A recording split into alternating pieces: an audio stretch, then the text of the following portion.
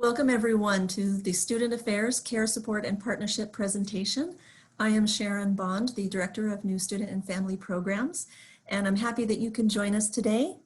For those of you who are just seeing the slide in front of you there, live closed captioning is available to you, and you can just click on the show subtitles at the bottom of the screen, and we also have Spanish translation. And as you have questions throughout today's presentation, you can go ahead and add those into the Q&A button there at the bottom of your screen. And then if your question isn't answered throughout the presentation, we'll get to those at the end. And some of them may be answered by typing into the Q&A. So thanks again for joining us. Our webinar is being recorded today, so you can always go back and take a look at it later on. And right now, I would like to introduce Nikki Latino, who is our Interim Vice Chancellor of Student Affairs and Inclusive Excellence. Nikki? Thank you, Sharon. Good afternoon, everyone. I'm so glad to be here with you today and with my amazing colleagues who I think we just created a presentation just so we can hang out together. But they will be introducing themselves as they get ready to present. And it really does take, it's titled appropriately, Care, Support, and Partnership, because we care holistically for your student, and we do this together across divisions and across the university as focusing on your student success. And as part of this, we take a holistic approach to student development, and it's part of our Chancellor's 4-dimensional student vision. And it really connects the students' intellectual growth with their professional development, their character exploration, and their well-being.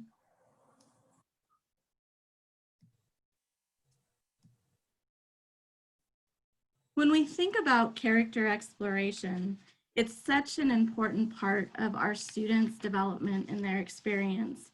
And it really is not only understanding self, but understanding how to meaningfully engage in learning across difference. Understanding civic responsibilities to engage in critical thinking and discourse, dialogue and deliberation. Show respect and empathy and emotional intelligence and integrity and responsibility towards each other. Learning that brings together a diverse group of individuals from different life backgrounds and experiences and identities and perspectives is such an important part of character exploration and really teaching our students how to develop more cultural competency as they graduate and become leaders in their fields. When we think about character exploration, we think about courage and awareness, responsibility, the resilience that they have demonstrated and continue to demonstrate in the learning that happens, and engaging in ethical behavior. We think about overall well-being and really a holistic approach, and Dr. Michael Afar will speak more about this as he reviews the resources available to support our students. We're thinking about overall wellness in terms of mental and emotional health, physical health, social, those connections that we're creating a hybrid experience both virtually and in person for our students to find their pathways to community. Spiritual and whatever that means for a student, intellectual, financial, environmental, and career. And we offer resources to be able to support our students in navigating these areas of wellness and getting support to further develop. For the Division of Student Affairs and Inclusive Excellence, we are staff educators and healthcare professionals who support your students' overall well-being. And there are 22 departments that make up our division. We have 109 full-time staff members, and we have 250 part-time staff members, including graduate and undergraduate student workers.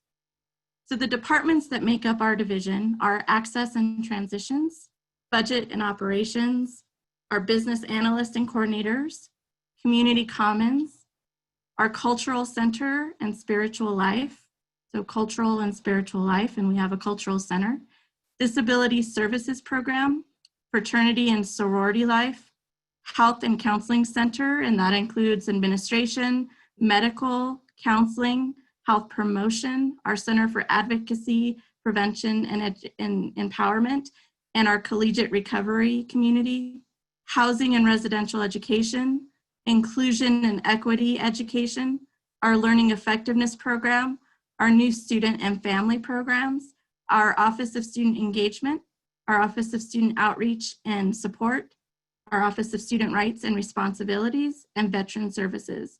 You'll be able to hear a little more about each one of these areas, and at this time, I'll turn it over to my colleague, Chendu.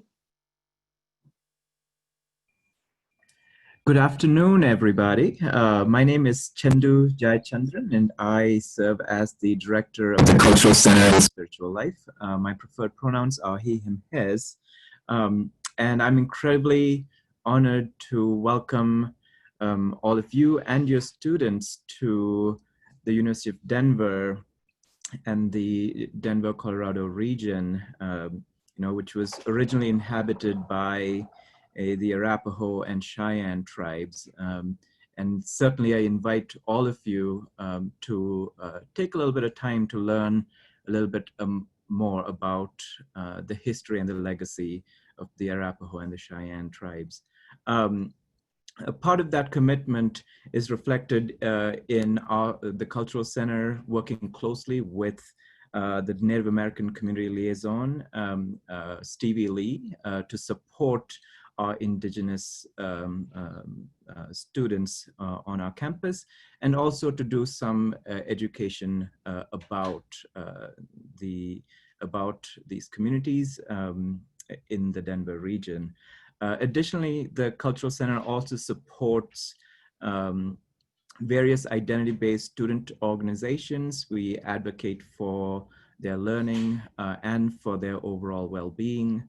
And we have 2 staff members who lead those efforts.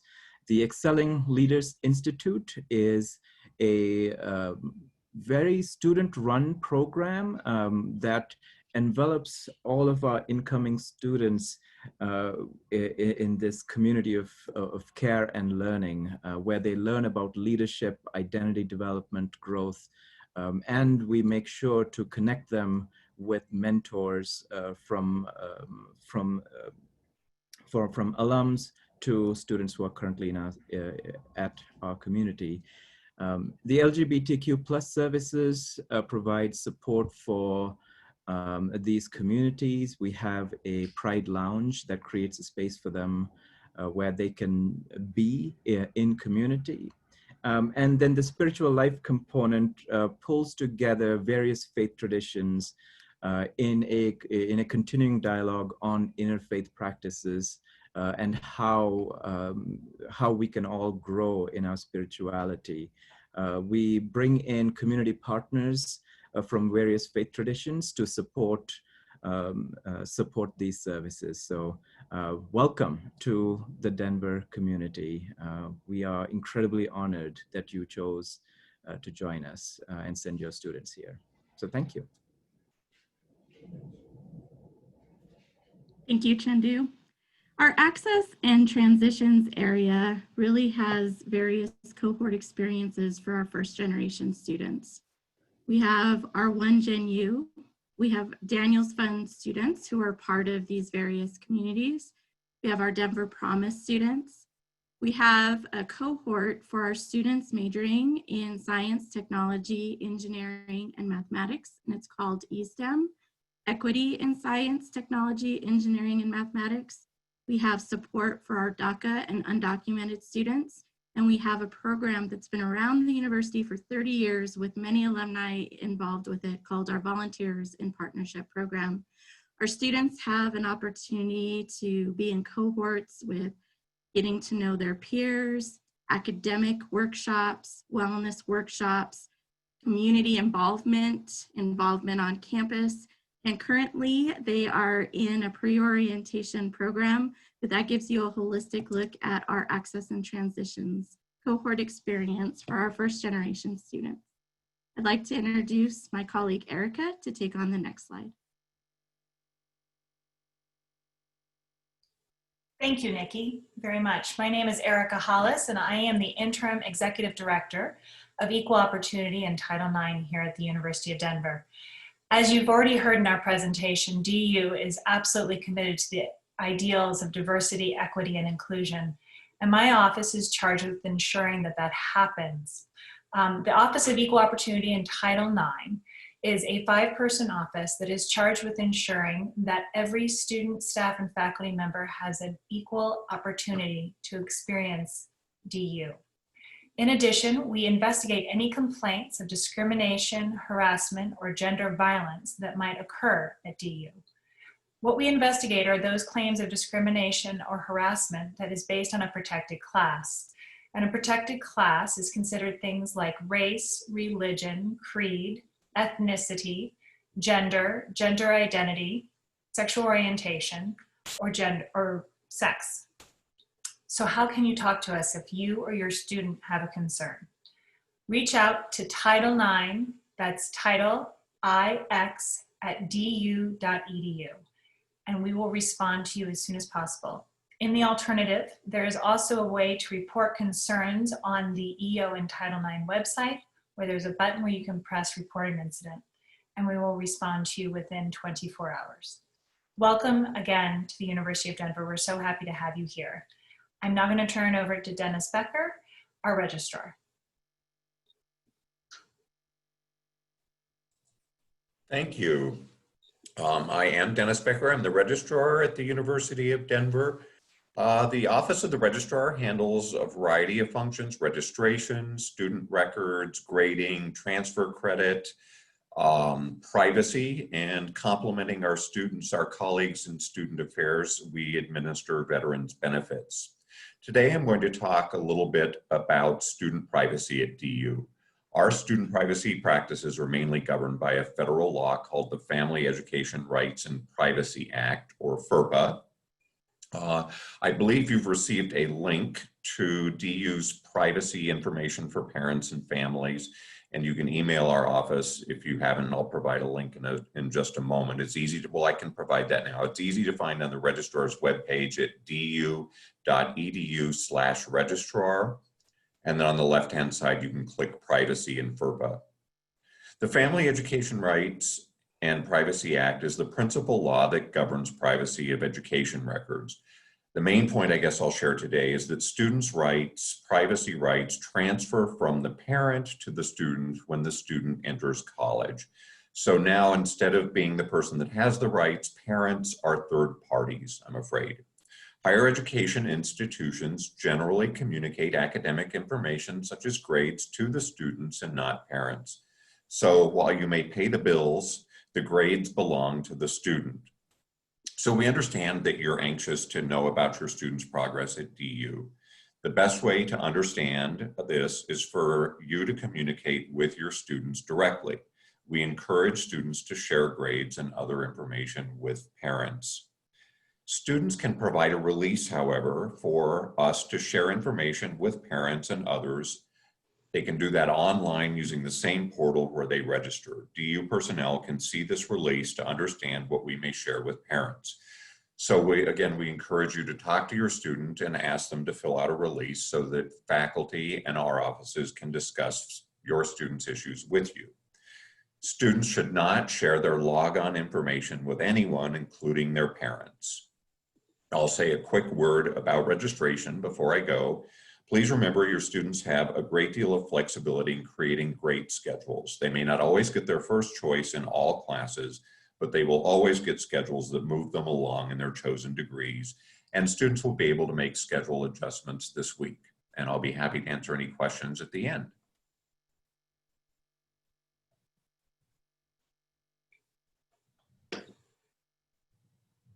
Hello, everyone. I'm Mike Holt. I'm the Interim Director of Campus Safety. Campus Safety is an unarmed service-oriented department. We're here to serve your students, our students and staff, 24 hours a day, 7 days a week. I have 24 uniformed officers assigned to me and 9 dispatchers. We are responsible for the Blue Tower Assistance Stations phones. We're in the process of transitioning from the emergency phones to assistance stations because we want to encourage all to use those phones or communication methods to contact us anytime that they need assistance. We're also responsible for the card access systems that your student will be accessing all of the buildings on campus. We're responsible for the fire, burglar alarms, and also for the camera systems that are on campus. The two most common crimes that we respond to, they're theft of unsecured property and alcohol and marijuana violations. So if you secure your items and cut down on marijuana and alcohol intake, the occurrence of crime is lessened. We have a safe walk or safe ride program that we also are responsible for. The student can call us anytime at 303-871-2334, and someone will respond and either walk or ride the student to their location. Right now, we have small group classes, first aid, CPR, and we also have a 90-minute self-defense class. And we're also transitioning some of our classes online, and the only one that we have online currently is Crime Prevention 101. We encourage all of our students and staff to sign up for emergency notifications. And you can do this on the Campus Safety webpage, du.edu/campus safety, and just click on the link and sign up for emergency notifications. Parents can follow us on our Facebook and Twitter account, DU Campus Safety, and all of our emergency notifications push to those accounts. And I'll be here for questions as well at the end, and I'll turn it over to my teammate, Dr. LaFar. Good afternoon, and let me join the rest of the team here in welcoming you and your students to the University of Denver.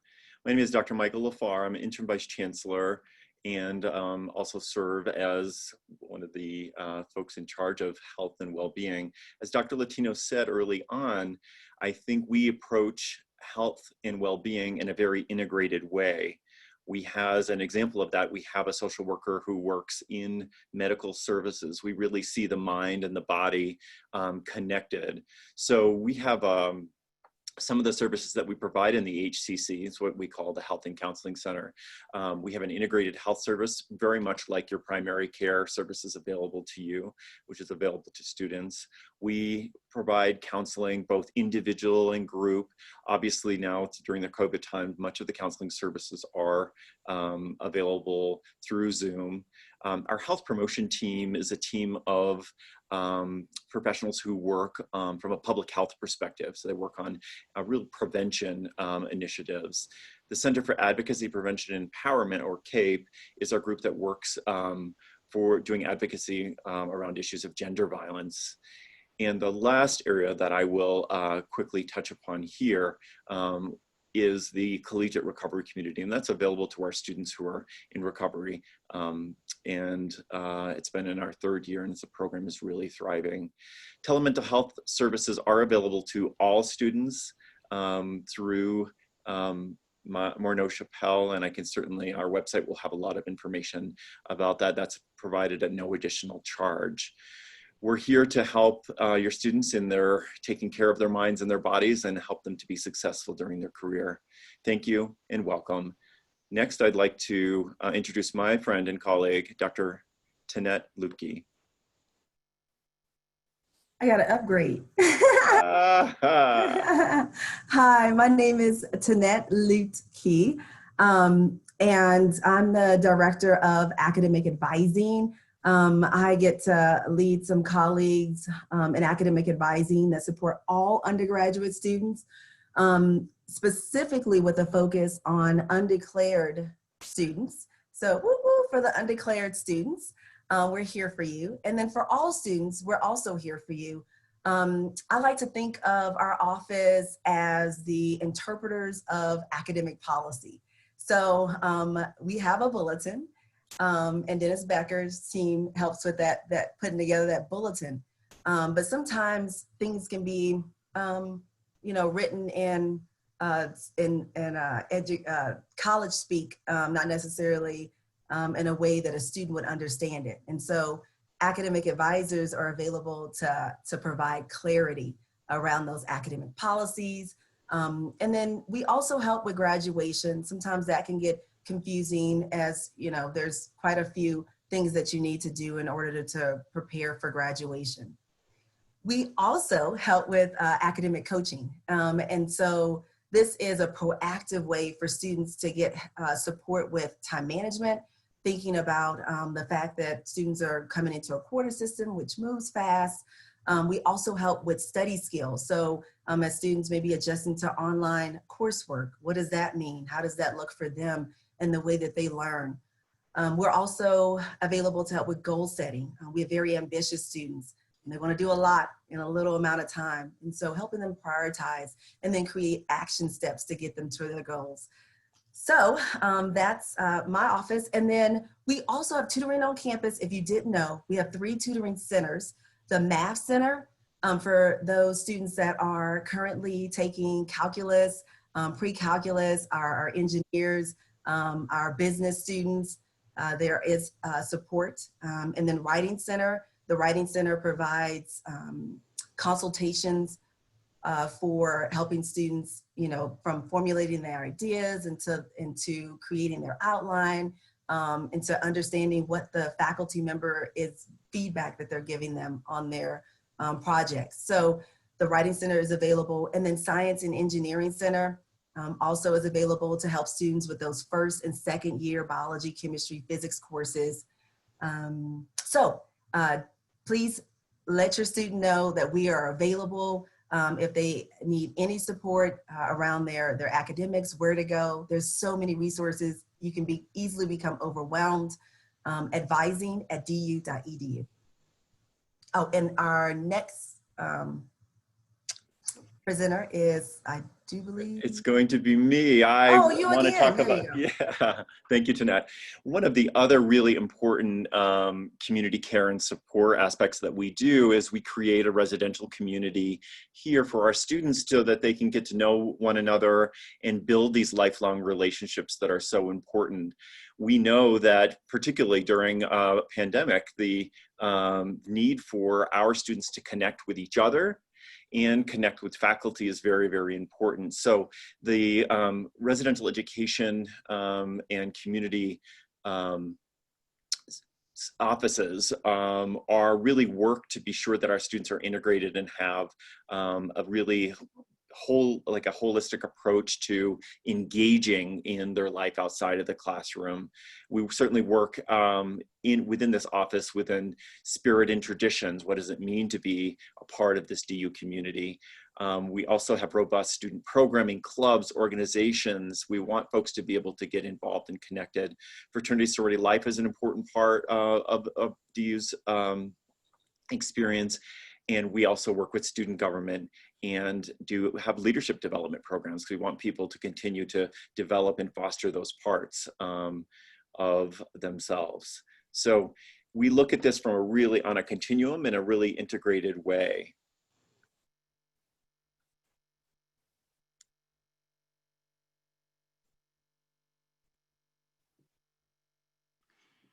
Sharon, if we could go back a slide, that would be wonderful. Thank you so much. I'm going to go over a few other resources that we have. Veteran services. So for our active duty members, there's reserve components as part of the veterans umbrella, and also dependents. We provide comprehensive support for GI Bill and military assistance counseling for current and incoming students, connection to on-campus and off-campus resources for veterans and their families, transition through a pre-orientation program and student engagement assistance, professional and career development, and employment search assistance. And we have our Disability Services Program, or DSP, and this is the area that provides equitable access to opportunity through reasonable accommodations and connection to resources. And if your student has a medical mental health condition, please make sure that you're proactive in connecting to Disability Services Program to get the accommodations in place before the quarter begins. And the Disability Services Program will also have an orientation session coming up for any students who are part of the DSP community. Our Learning Effectiveness Program is our fee-for-service program, and they just recently had their pre-orientation program. The fee pays for an hour a week with an academic counselor, 60 minutes a week with an executive functioning specialist, and subject-specific tutoring for any subject that a student would like additional support in. And that can happen as many times during the week and weekend as the student would like. And we have our tutoring coordinator who would be able to set that up. So that's our Learning Effectiveness Program. I'll continue with resources that are available. We have a student outreach and support area, which is truly a comprehensive hub of support, connection to resources. And our families can submit a referral. We love acronyms at the university, so it would be an SOS referral. If you go to the Student Outreach and Support website, the referral is on the front page. If you have concerns about your student, you can go and you just want to make sure that you're having conversations with your student, you can submit that referral. We have students submitting for each other, and some of our most powerful referrals are students submitting for themselves, so self-referral. And at the University of Denver, we really have an approach of we look out for each other. So from basic needs of food and housing insecurity to connection to healthcare resources, connection to getting involved on campus, student outreach and support is our center hub, and they can also help get students connected with academic resources. We have also a care, we take, if you could go back, Sharon, thank you. We also take a comprehensive approach, an educational approach to behavioral accountability. And we have two areas that we have for that. We have our care behavioral intervention team. So sometimes students just need to connect to resources, whether healthcare resources or through the Disability Services Program, to get back on track with behavior. And so it's a supportive team that looks at all the data points to make sure that we're connecting our students to the resources they need to be successful on campus. We have members from the Division of Student Affairs and Inclusive Excellence. We have campus safety. We have other members of our community who are involved with our care behavioral intervention team. We also have our Student Rights and Responsibilities Department. Other universities refer to this as student conduct. And it truly is that proactive approach of really sharing what the rights and responsibilities are of being a member of the University of Denver community.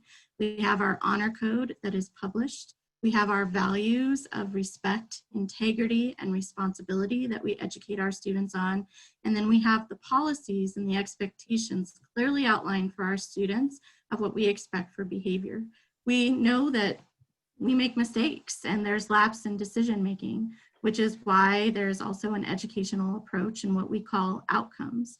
So there'll always be a status outcome. A status outcome can range from warning all the way up to dismissal. And then we have educational outcomes. So decision-making workshops or writing reflection papers. We take a restorative approach proactively to help students understand what it means to be a member of a community.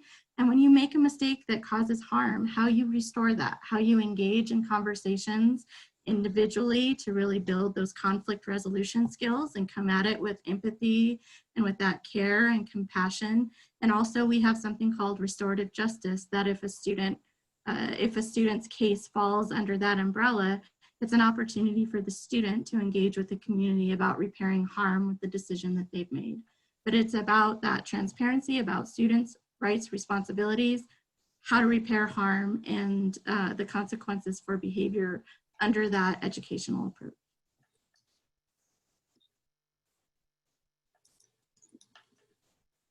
And at this time, I would like to offer up to any of the panelists any additional comments that you would like to make, and then we'll open it up for Q&A.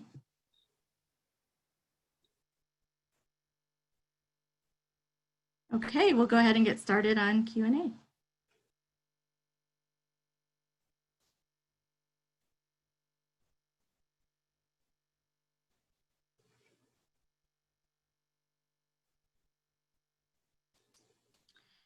Jeanette, there's some questions about our tutoring and academic advising centers allowing students to go in person during the fall quarter, where the center is located, how are you delivering services for that academic support that you touched upon? Oh, that's a great question. So for the tutoring centers are located in our Anderson Academic Commons. And I'm not sure exactly if, because it's 3 different tutoring center: math, writing, and the science and engineering center. I do know that they were offering services via Zoom. I'm not sure how the services will be offered for the fall. For academic coaching, it will be remote, so virtual Zoom. And then academic advising, we will have both Zoom and in-person availability. So students can, choose if they would like a Zoom or if they would like to meet in person with an academic advisor. So yeah, I guess I can follow up with Sharon to make sure to find out how those different centers are going to be operating. I think we have a week, maybe 2. So I think, it's not, the websites are not current as of right now. So I'll reach out to my colleagues and find out how the tutoring is going to work. Annette, we'll stay with you. We have a question about how students set up a meeting with their academic advisor. Absolutely. So for our first time students, their academic advisor is their first year seminar instructor. So that's really helpful. So that works. And then if for some reason, the Office of Academic Advising is always playing in the background, ready to support if for something happens, and they, because we are available Monday through Friday, 8 to 4:30, and they may need more immediate assistance. And so we have on our website a link where students can schedule an appointment. And then we also have drop-in advising where students can go into a drop-in queue on Mondays and Wednesdays for 1:30 to 4 p.m.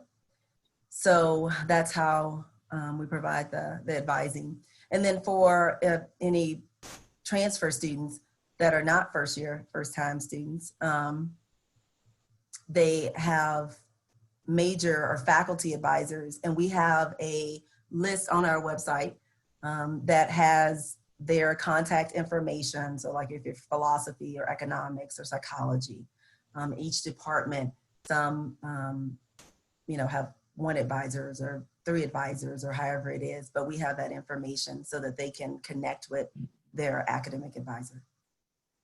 Thank you, Jeanette. Commander Holt, this next question is for you. How can a student sign up for self-defense classes? Please visit our website at du.edu/campus-safety. And if the classes are not there yet, they should be there at the end of the week. I know the training coordinator was populating that information. So that information should be there. If it's not there now, it'll be there at the end of the week with class offerings. Thank you. We have a question about if students chooses to start the quarter without accommodations through the Disability Services Program, but find that they may need it, can they add the accommodations later in the quarter? And the answer is yes. The more proactive a student can be, I would just suggest that the students get that set up before the start of the quarter, because if they don't need to use it for one of their classes, it's already set up, but they can absolutely set it up at any point during the quarter. Accommodations just cannot be used retroactively. So it's from the moment of approval forward.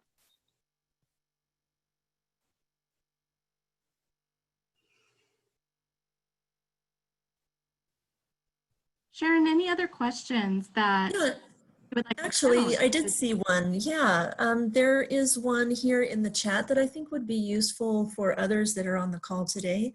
And this may be for Michael Lafar. Can you explain a little more about Telemental Health? Is it 24/7? What are the primary concerns that they handle and how it's different from counseling? Great, thank you, Sharon. Excellent question. Yeah, we offer Telemental Health 24/7. and it's available in actually in different modalities. We were quite surprised to see that the majority of the telemental health utilization since the start of the pandemic has been primarily through texting. People are looking for support. They may be having a panic attack, maybe experiencing a particular incident, so they can access this service with a licensed mental health provider 24 hours a day, 7 days a week, anywhere in the world. It's also available, of course, through HIPAA compliant Zoom, over the phone as well. Yeah, so it's a service we've provided to our students for, you know, since, gosh, we're probably in the before the pandemic, but it's a service that's really well utilized. People, even if they're just wanting a little bit of extra support. So it's available, no cost to the student. And you can get more information on our website, du.edu/HCC.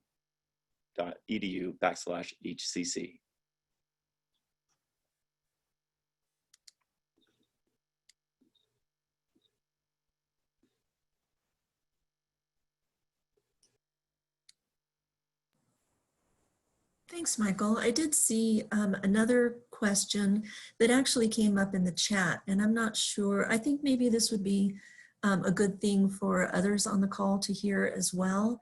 And it was the question about for students needing help with organization skills and time management. The question was if that is done by talking with an academic advisor or a one-time or a program or a class. And I think, Tanette, that you had something to offer there, and I'd also like to put that website into the chat menu if you want to talk about that just for a minute with the group.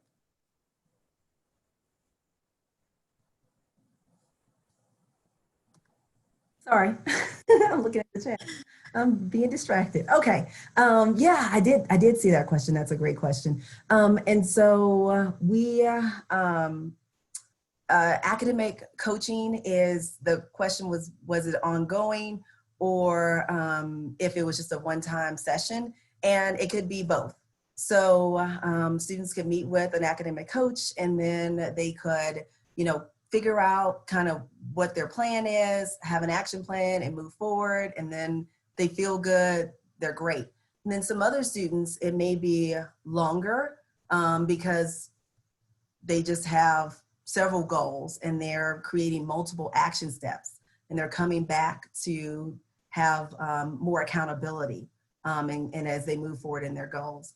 But the most common academic coaching scenario is where students are coming in and they are working with an academic coach around their time management, where they just have so many things that they're trying to do, or they are feeling a little bit overwhelmed, you know, once they get their syllabi and they're looking at it and they're like, what do? I don't know how to figure all of this out. How do I figure out time to eat and study and do all the things I want to do in a healthy way? And so that's the most frequent. And then that would entail probably more meetings just over time to make sure that they're holding to the time management goals that they've set, because it's easy to kind of get off, you know, of what you thought you would do. If you said I was going to study X number of hours, and then knowing that you would meet with your academic coach, then it would be like, oh, how did the studying go? And it's like, okay, so, and then, yeah, so that's academic coaching. And we have, right now we're having academic coaching training, but we will have those, the availability for coaches up at the end of this week. And they'll be available to start meeting with students next week as, you know, students start arriving back to campus and all of that. And it's an online link, so we'll have it up and ready to go. Did that answer the question? Yeah, that did. Thanks, Tanette. Also, to go with that, is there, oops, I just lost the question. Hold on just a second. It looks like it just popped into the answered questions, but I didn't get to it. I was just about to read it. Is there a specific counseling contact for transgender students that we could connect with prior to the quarter? Yeah, I think Dr. Palmentier is helping me answer some of these questions. She's the director of counseling. If what I just say for if students have looking to connect with the counseling center ahead of time, they're welcome to call us at 871-2205, and one of our team members will talk with folks. But we certainly have staff like myself who are trained in trans health, and we've got other people on the team as well. So specific questions, we just recommend calling in and speaking to one of us, and we'll help walk you through the process. You can also look at the bios on our website for all the counselors. We do have a few counselors that specifically specialize in working with trans identified students. And I think just in general, that's a good place to start. So students are able to both call in and talk through a referral to a specific counselor, or if they look at the bios and they know who a good person would be, they can also schedule right into that person's schedule through My Health. And if it's not available to get in that schedule, they can just call and request that specific counselor as well.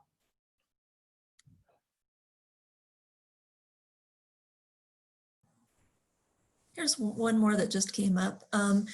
The question is, my son has been looking for the HIPA release form so campus staff can share medical info with his parents. Where might he find that? Yeah, another great question. Thanks, Sharon.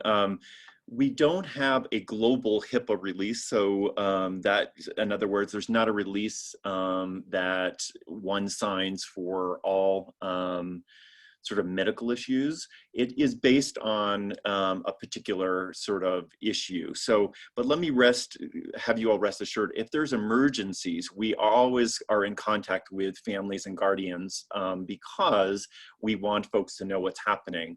But for routine care issues, most students don't want their families to be involved, but they can do that certainly, come to the HCC and say, hey, I'd like to do a HIPA release. It's available on the website, but there isn't one that's sort of global for all issues. But emergencies, we always are in contact with the folks that the students want us to be in contact with.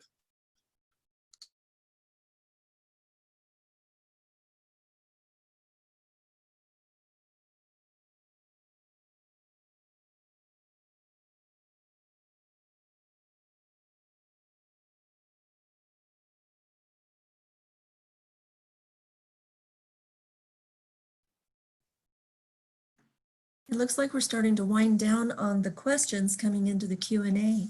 This is a good opportunity. If anybody has any other questions, we'll wait just a minute and see if something comes up, and you can just type it there into the Q&A button at the bottom of your screen.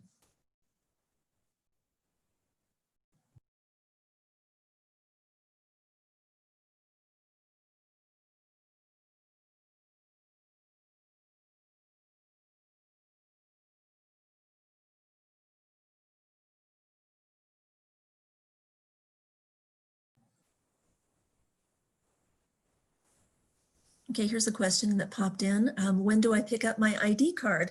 And I would say that depends on if you are a residential student. If you are, you will get that at the residence hall when you come over to check in and get ready to move in.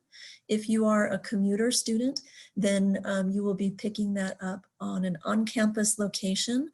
It is scheduled to be in the place called the Hub right now, and we're going to send out some specific information for commuter students, where that's located, what the time's available, you know, to come in and pick those up. But otherwise, when you show up for your move-in to the residence hall, then your ID should be waiting there for you. That's as long as you have sent in your photo. Now, if students have not sent in their photo for their ID card, their card will not be waiting for them, and they'll need to make other arrangements for that. If your student needs to have their ID photo sent in still, I would appreciate it if you would email us at parents@du.edu.